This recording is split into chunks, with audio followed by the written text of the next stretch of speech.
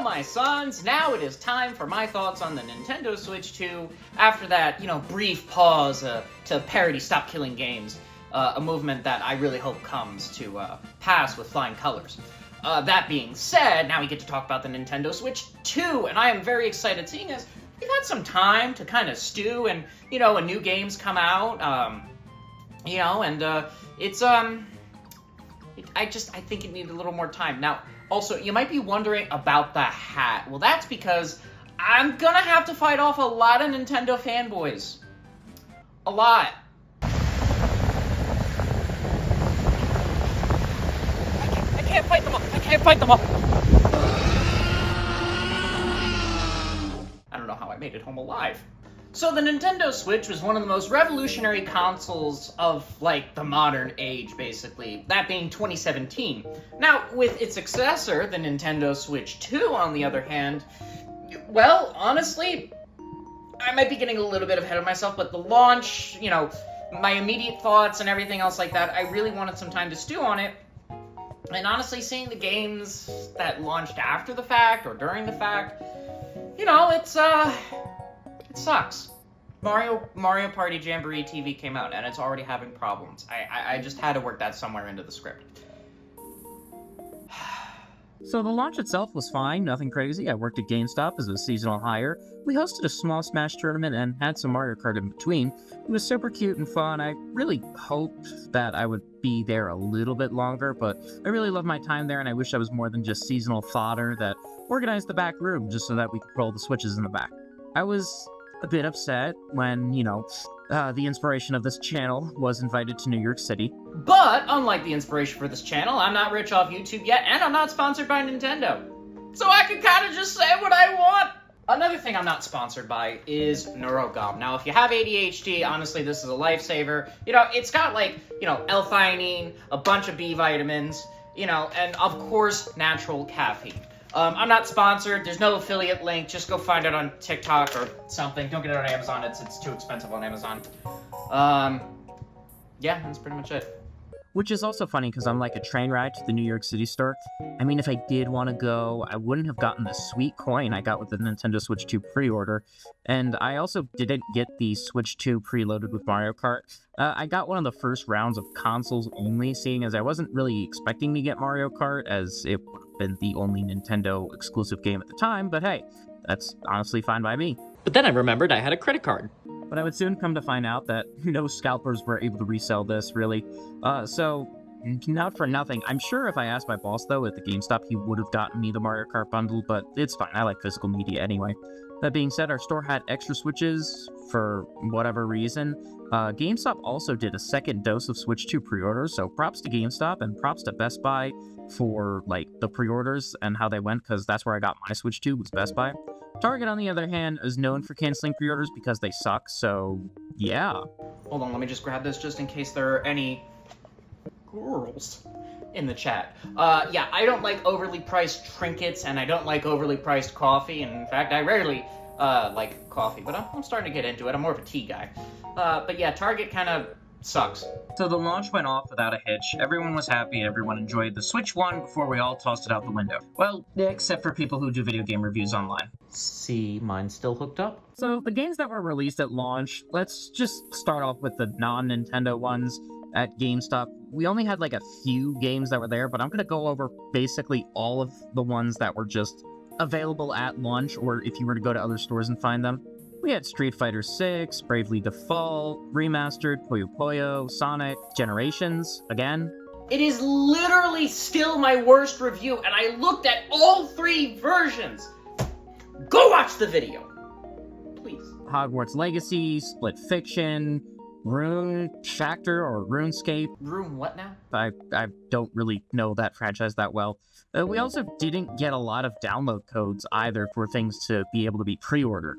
So we only had Donkey Kong to be pre-ordered, and that was pretty much it. We'll get to it. Street Fighter 6, a game that's pretty much everywhere else, was available at launch, and it was ported to definitely more powerful hardware.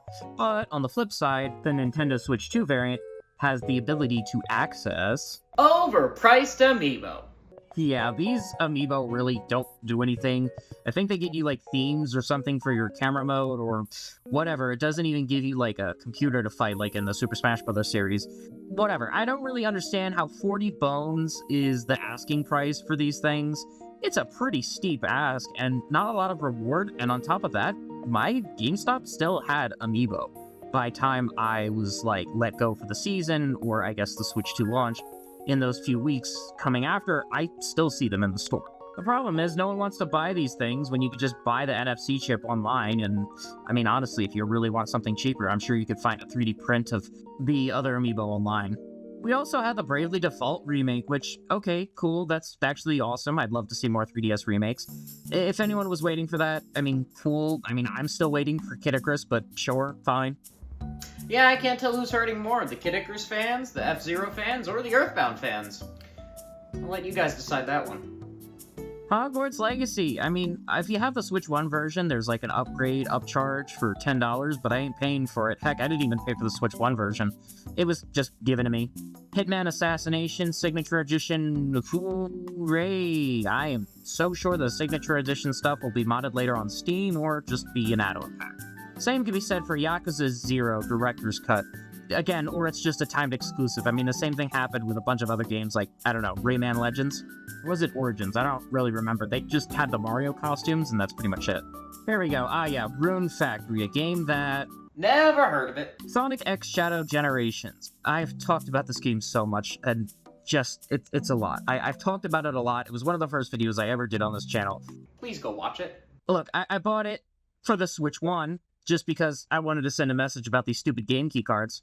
What's even weirder is that there's no upgrade pack for this. The Switch 1 and the Switch 2 versions are completely separate from one another. So why this is, I have no idea, but it's one of the least selling games on the Nintendo Switch 2 right now. That goes for pretty much every other game key card. Lastly is Split Fiction, a game you can get literally anywhere else. Remember, this is Nintendo. You're buying Nintendo for Mario and all the other IPs. I can't imagine other people buying third-party games elsewhere. I mean, not that I can't imagine it, but it's just, for Nintendo fans who buy this stuff at launch, not the people who buy the games later down the line, or, I don't know, people like beat-em-ups who just bought the whole stack of games at launch. I mean, that's beats me. In terms of accessories, I didn't really buy any, seeing as I live alone and don't really have friends to play it with, but I can use my previously used Switch controllers, which I have plenty of, just because I don't actually remember how I got all of these, if I'm being honest. In terms of accessories, though, I only got this little guy. A coochie coochie coochie coo. And that's another thing. I only used the game chat feature maybe like 2 or 3 times. Because, I mean, 1, I have this, and 2, I don't have many of these that have Switch 2s also. Look, I've already talked about the price and everything in regards to the console, so you can find that elsewhere on this channel. But bottom line is, the console itself is fine, the games are overpriced, and it wasn't even the real-world issues that made them so pricey. The games being pricey is where I have an issue with, because honestly, they don't provide much improvement. But speaking of games, let's get into the Nintendo exclusive games. Breath of the Wild's excuse for being remade is simply just because it runs on the same game engine as Tears of the Kingdom. Which, okay, fine, I guess. What's inexcusable, though, is this re-release crap. Tears of the Kingdom just came out. They knew it was going to be on the Switch 2, and, you know, obviously they're going to reinvent the wheel for the Switch 2. No, they just ported everything else over. Zelda Notes is not really that great of a, we'll say, add-on to make it worth the price of admission again, or the extra add-on you get for having a Switch 2 membership, or the $10 DLC code. Now I just see every Switch game going to throw in some small bits of DLC that are maybe like $10, or like a free upgrade, just to prove that, oh yeah, the Switch 1's hardware was pretty outdated. Look, it's already embedded into the code of the game. Just because you got a free upgrade doesn't really mean anything. Most people don't know, and from my knowledge, I don't think it's talked about much, but basically, in most games' code, it runs at 60 FPS, but the Switch couldn't handle it, so the frame rates dip, and basically they kind of level each other out through some line of code that says, okay, if it can handle it at this, take it at this. Zelda games do look great on this console, though. I mean, I wouldn't even consider these launch titles, more like enhanced adjacent games that came out if no one bought. That's not where the gripe is, though. It's already just insane that Tears of the Kingdom is $80, and now you don't even have to worry about buying the newer version. Problem is, most parents are going to see this and buy it anyway, not realizing that it's the same dang game. It really grinds my gears knowing that some people are going to either A, pay the extra $10 if they have a Switch Online membership, B, pay for a whole new copy of the game that isn't really explained why, and, honestly, just for the additional $10, it doesn't make sense anyway. And mind you, this is for Breath of the Wild and Tears of the Kingdom. Also, the new Sage amiibos are just ripoffs as well. What, $30 and you get fabrics and a paraglider? No thanks, I'm good. Heck, most people who played Breath of the Wild or Tears of the Kingdom didn't even know you could alter the fabric of certain things, or change clothing even, until either late in the game or just never. I mean, some people go without changing the color of any of their tunics or gear or anything else like that. Look, I can be fine with the free enhancements for these Nintendo games as a Nintendo fan, but the average parent, they're not really going to care. That's the real issue. No one's gonna buy this when they already have the game. There's no new games really at launch. And that's the real issue here. There's nothing really new when it comes to the Zelda games here outside of a phone app. And again, I would like to preface this by saying, if I told my mom that I got a brand new $500 console and a brand new game, and I told her I needed a phone with an app, she'd lose her mind. But is there something new here? Oh, you've got to be kidding me. Alright, so we got Mario Kart World, the handicap game, and the Switch Showcase game. Most people who play Tears of the Kingdom haven't even changed their glider anyway, so look, let's just get the glorified NFC tech out of the way, and let's just talk about, anything other than the things that are as bad as the Street Fighter amiibo. Also, by the way, for $40, I didn't know where to put this, but you can get amiibo cards for Street Fighter, and that's just, why? For $40? That's insane. We get it, Nintendo. Your fans will literally buy anything. Look, I didn't buy the handicap basketball game just because it didn't look appealing to me. I'm sure someone got some enjoyment out of it, but I was already put into a very sour spot with the Switch Tour. Okay. Look, even Reggie called out the fact that this tech demo should have been free, referring to Wii Sports in a recent tweet. So yeah, this game, it takes place inside of a giant toilet bowl, and no, it doesn't deserve to be $10, doesn't even deserve to be $5. It should have been a free download. You can't even complete the game unless you have every single peripheral, which, oh my god, that's so dumb. Look, I had some enjoyment out of these mini-games, but, I mean, that's all there are, is just mini-games. I couldn't even just believe they asked me to pay $10 for a minigame pack, basically. Look, if I wanted to play a bunch of minigames, I would have literally played any of these games right here.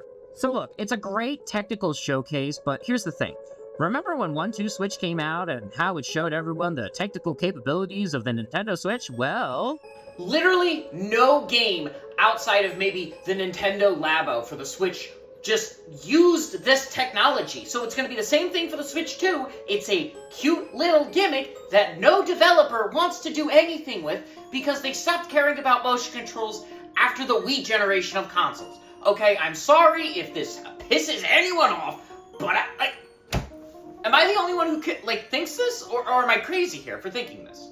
Look, unlike other YouTubers who may or may not be Nintendo shills, you want me to praise Nintendo over making a really good mouse when Metroid Prime 4 isn't even a launch title after missing it for over a decade? No, I refuse to give this the satisfaction. Nintendo knows they're this clear violation of the rules of which tech demos should be priced at. The tech demo itself is good, I guess, but I feel dirty buying it. So look, if you're watching this and you're thinking about buying this $10 tech demo, please don't buy it. Just don't. Unless you have a YouTube channel or you want to use this as a tax write-off or something, I don't know. Look, it's just not good, okay? I feel dirty buying it, I felt dirty playing it, and I feel dirty not having all the peripherals to then 100% it. So, that out of the way, lastly, we have Mario Kart fans waited over 10 years for a game with little to no soul in it.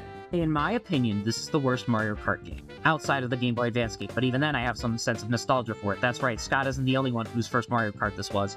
Also, no, it's not because they fired Princess Peach without telling her, giving her a pink slip after 20 years, not even giving the satisfaction of a phone call or a YouTube video or literally anything. Hi, yes, is this Nintendo? Great. I have some general consensus from the community. It starts as follows. What? Followed by the fuck! And look, I get it, Mario lost his voice, and I'm still annoyed that they picked someone who doesn't remotely sound like Charles, instead going for someone who barely looks like they haven't reached puberty. Oh yeah, Mario time! You know what? It's okay. Just tell me when.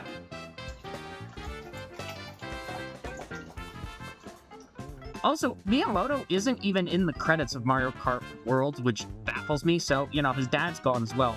I can already hear everyone complaining, but let me explain further. You see, Mario Kart World controls fine, I guess. It's not great. I don't feel anything special with the tricks or anything. Look, sure, returning items are okay. I'm glad to see the Mega Mushroom is, back and well, but the Lightning Cloud is missed, so, okay, there's that. The game's frame rate is silky smooth. I can give it that. Even though it has a bunch of, we'll say, characters, I say that loosely just because all of the variants of one or however many main characters there are, just for costumes, I mean, come on, Donkey Kong only had one at launch, and even then, it's just like, really? It was also the first one I unlocked. I wasn't even recording at the time because I didn't think Donkey Kong, a character that, I don't know, has been a main staple in pretty much every single Mario Kart, already unlocked, just, all of a sudden is now an unlockable.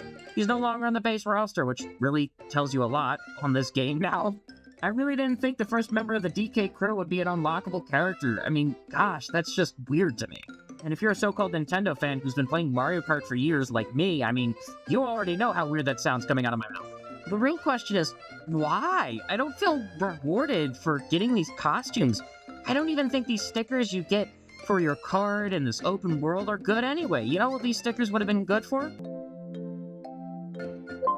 Yeah, exactly, my point. But then, in the midst of all of this, we got an update that, oh my gosh, it removed the random bots from online matches. Why would they do that? Oh, they pissed a lot of people off doing this. The traditional part of Mario Kart, having 3 laps, is not part of Mario Kart World normally, outside of this one small tidbit where if you were online and you got to pick the random button, it would randomly select one course and let you do 3 laps. I don't even think people would complain if they had a traditional mode where basically you can pick a lap and do 3 laps, but no, it's just one stretch of land to the other stretch of land. Look, it's another issue altogether, but I think the bigger issue for me is the 24-player is just, it's bad, okay? I think they had a genuine step in the right direction, but the issue really comes from getting knocked down so far back that you don't have any hopes of redeeming yourself, and if you're in 24th place on the second lap, good luck getting back to first or even top 5. I'm sorry if your skill barrier has to do with any insane tricks and show that you're the most unemployed individual, and that really shows that Mario Kart World is, not good. Played a little bit of the knockout tour, which, helps the otherwise, seemingly big issue with the 24-player, but again, that's online, so the fact that it's just not in normal races or something like that, it kind of just sucks. Even if it is in there in normal capacity, which it might be, the problem is I'm usually top 10 either way where I wouldn't have gotten knocked out. I just don't see the point of it because it's just it's boring. I feel bored playing this. I don't know why I feel bored playing this. And I didn't feel the same way going back to Mario Kart 8 either. I actually still enjoy Mario Kart 8 till this day, whether it's on the Wii U or the Nintendo Switch. To me, Mario Kart World is just boring. Just like the open world! Yeah, Mario Kart has an Of the Wild section, and my first impression is it's just empty like my bowels after Chipotle. Sure, you can get costumes, these peach coins, and whatever little nonsense trinkets that appease the player. But, I mean, graphically speaking, Mario Kart 8 in some instances are still better, and yes, the best example of this I can really think of is that one reel that compares the Ice Worlds. Again, it's a next-gen game with a next-gen hardware, and, people are really comparing it to, really? You can fast travel to certain areas to collect things faster, but, that just only proves the point of there's nothing in this world. So the fact they added a fast travel mode like that, where there's nothing between, just kind of proves how empty and void this world really is. I want to save it for when I tackle the Mario Kart series eventually as a whole, but for now, it's just a really big disappointment. Just like how Donkey Kong Bonanza wasn't a launch title. Literally, just little over a month later, and IGN gives this a 10.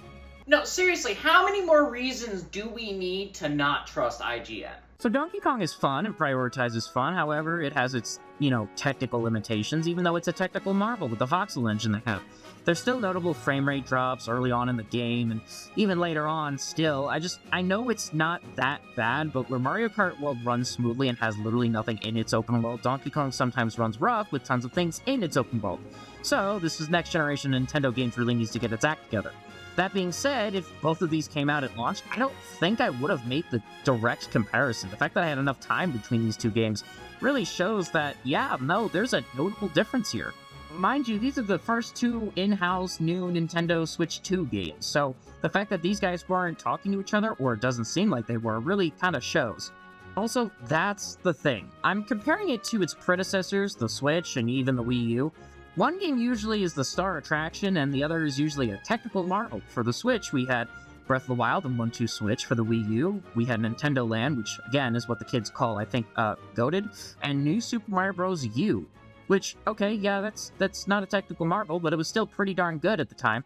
And even the Wii had Twilight Princess and Wii Sports. Before you say that Nintendo Switch 2 Nintendo Switch 2 tore, whatever, it's just, this game reminds me that, oh yeah, this is a $10, not free with the console and actually priced game. Maybe I'd feel less screwed over with the $10, but I don't know, I feel like buying the accessories to 100% this game is just predatory and a really scummy business practice. It took Donkey Kong, oh my gosh, look, Donkey Kong is the thing that gave me hope for this console. Being more than just an enhanced Wii U port, the Switch port, just because Nintendo's been doing that with the previous generations with these enhanced ports. If I didn't get fired from a certain pizzeria that only sells the finest cardboard with the wateriest, unflavorable tomato sauce and the waxiest of cheese, yeah, I might have actually bought that $30 Donkey Kong amiibo just because I had the extra cash. And now I don't, so, like and subscribe. So, the interactions with Pauline and DK are absolutely adorable, and the gameplay is indeed fun. I just think the console, is a bit underbaked from its launch, and this could have used a little more time to render in these, heavy things, or if the console's not capable of it, that's fine. This is the first console Iwata, the previous Nintendo president, has not touched, and it really goes against Nintendo's Blue Ocean method of using old hardware to make something new. Gunpei Yokoi saved Nintendo by using this method to make the Game & Watch, and Iwata did the same thing time and time again with various consoles. Even if it wasn't always good, or successful even, each console provided Nintendo a pivotal mark in the games industry. All in all, Nintendo's greed is coming out here more and more, and the company is going away from a lot of its core values. I'm not even talking about emulation or the, stop killing games movement or any other movement that, Nintendo being very anti-consumer. I'm talking about the real-world implications. Just because people thought that the Switch price was because of the real-world jargon going on, when in actuality it wasn't. It was just because of the tech that was inside it. Now, all of a sudden, the prices were not based on the tariffs, and, now people are saying, oh wow, these prices are actually insane. Well, the console isn't insane, it's the games that are insane. The Switch 2, the games virtually come at no extra, cost to any kind of performance or any kind of, anything. They just seem like normal games. They don't seem like technical marvels. Donkey Kong is a technical marvel with its voxel engine, but I don't think it's like $70 to $80 worth. I think it's at least a $60 game. And I definitely think it's an 8.5 to 9 out of 10, not 10 altogether. And the console came with virtually no games that you couldn't get anywhere else except for a handful, which, again, is just weird to me to think that you can't even use your old micro SD card in this. Sure, you can use your old controllers, which, okay, is a plus. It's like just built off the Switch's hardware, basically. It's just an upgraded Switch. However, people buy Nintendo consoles, and their first instinct is to go, oh, let's find Mario. Oh, let's find Zelda. Not, oh, let's find Cyberpunk 77. It's usually just Mario or Pokemon or, I don't know. Yeah, Pokemon even. The Pokemon Direct actually came out a few days ago, and it was booty cheeks. At launch, Mario Kart World wasn't blowing anyone out of the water. The amiibos you can still find in store shelves, and everything about the Switch 2 can't be scalped because the games are overpriced anyway, and, there's no reward for the amiibos. So, controllers and everything else are kind of in the same boat. I want Nintendo to succeed, but I don't want this great console to collect dust, and it's just been there until Donkey Kong, which has been why I've been waiting to do this kind of Switch overview look, just because I felt like Donkey Kong was supposed to be a launch title. I wanted to give a broader, thought process to this. However, there aren't even many GameCube games either on the online service now that I think about it. So as of right now, the Switch 2, besides the one game, it kind of sucks. Yeah, sure, they also made the eShop Red, which I'm not happy about. I don't know why, but sure, we got that before themes on the console. That's fine. Again, the console itself is the fastest selling and has sold, over 3 million units, but I don't know. I don't think people were just I don't know, tired of the Switch already. They wanted something new. It also helps that 90% of their games, library, controllers, and, other things are still available to be used on the console, so it's not like anyone's losing anything. They only have anything to gain, really, which, okay, fine, but Nintendo's not really making that much money off the console. Only around, $50? Look, not like I need any more excuses to try and reach the goal of 750,000 subs and Twitch affiliation, but man, yeah, Hyrule Warriors, at least it runs smooth now. Other than that, I don't know, maybe I'll do Kick, or Twitch, I don't know, whatever gives better ad revenue. The console itself looks, it just looks like it doesn't even have any love either. Look at this backplate. It doesn't just stay on, it kind of flops off in comparison to the original Switch. The Joy-Cons also still have a chance of getting drift for some reason. Also, the cases just seem to have a lot less love compared to the Nintendo Switch counterparts. I don't know, I just have a bad taste in my mouth thinking about the Switch 2 right now. And that's the key thing. Right now. We still have games and announcements on the way, and as of writing this, again, there's a rumored Nintendo Direct, so let's hope for something. But until then... So I don't know about anyone else, but I am going to play my Wii U until Metroid Prime 4 comes out in another, 7 to 10 years maybe. Thank you for waiting for this. I've been waiting for Donkey Kong to kind of give this a fair shot, and having one thing I didn't complain about, and thankfully, it was the saving grace towards the end. It's just, I still have a sour taste in my mouth. I want Nintendo Switch 2 to succeed, and I just think it had a really rough start for anyone outside of just the normal Nintendo fan base. And again, that's giving a broader perspective on what I think is to come, if Nintendo doesn't get their act together.